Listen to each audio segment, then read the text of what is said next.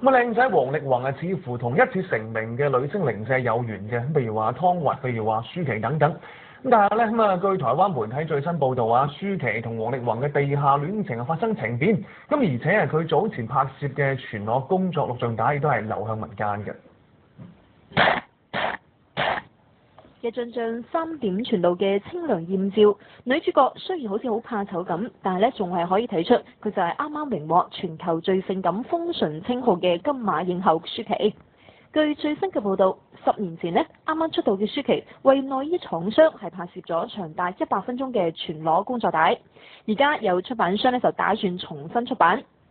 喺海邊，喺沙灘，舒淇性感嘅身材係全部外露。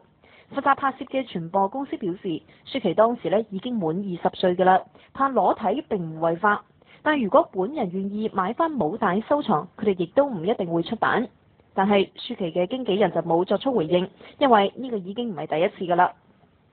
好像之前說要買回我之前拍的寫真集啊，那些照片其實都沒有，全部都是傳言來的，而且那都是我曾經做過的，所以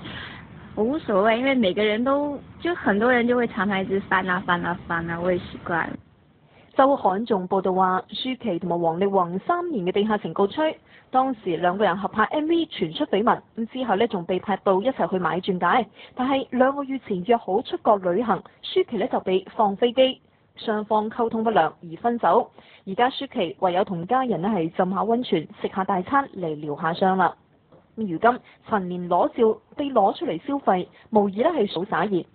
一斷零嘅代價，舒淇到而仲未還得清。文室記者馬雅慧綜合報道。